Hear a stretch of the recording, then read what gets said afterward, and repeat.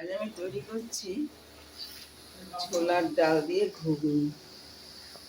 আমি ডালটা ভিজিয়ে রেখেছিলাম, সেদ্ধ করে নিয়েছি প্রেসারে।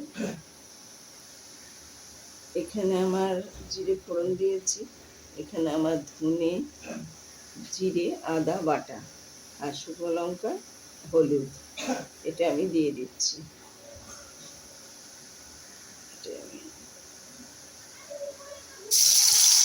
আমার তেলটা খুব বেশি গরম হয়েছে, সেই জন্য আমি নামিয়ে দেখলাম, পুড়ে যাবে বলে।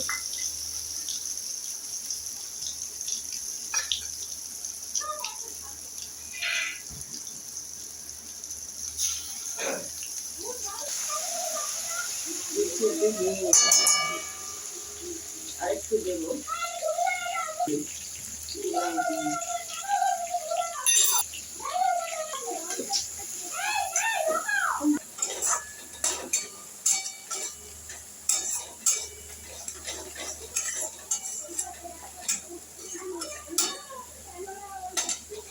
দিয়ে দিচ্ছি এটা মানে সেদ্ধ আলু চটকে দিয়ে দিচ্ছি।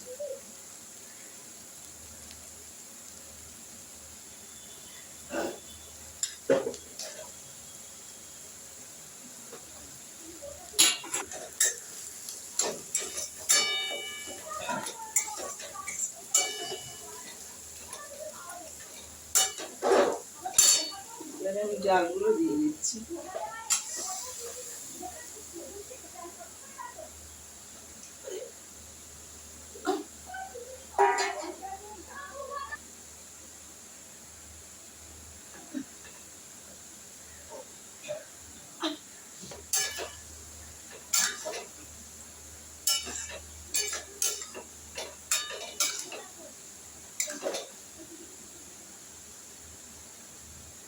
ডালটা আমার একটু বেশি ফেটে গেছে, মানে একটু বেশি সেদ্ধ হয়ে গেছে, মানে আরেকটু সেদ্ধটা কম হলে একদম গা ছড়ছড়ি হয়ে যেত একদম।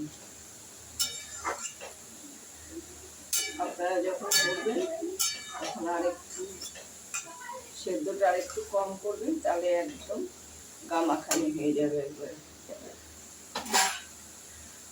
এর জন্য সামান্য একটু মিষ্টি দিলাম। এখন আমি লবণ দিইনি, এবার আমি লবণটা দিয়ে দিলাম।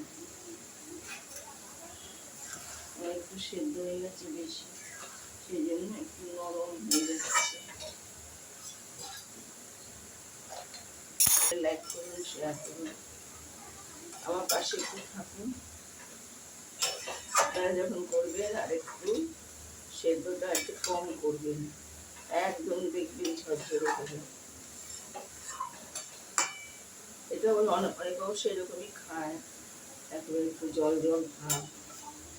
আমিও করি যখন ছোলা, কাবলি ছোলা বা মটরের করি, কিন্তু ছোলা দিয়ে করলে আরেকটু আগে নামিয়ে দিই। আজকে একটু আমার কাজে ব্যস্ত ছিলাম, সেই জন্য আমার একটু বেশি হয়ে যাচ্ছে। এইবার আমি গরম মশলাটা দিয়ে দিই। এখানে সামান্য একটু ভাজা জিরে আর এলাচ, লবঙ্গ, দারচিনি দিয়ে দিলাম। তখন একটু হিংও দিয়ে দিয়েছি। আপনাদের যদি ভালো লাগে দেবেন, না ভালো লাগে না।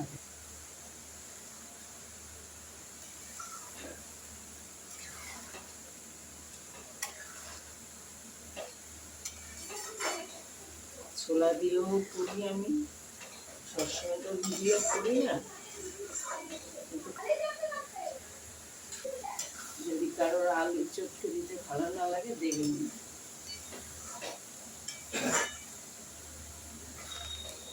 আমার হয়ে গেছে, এবার আমি নামিয়ে দেবো।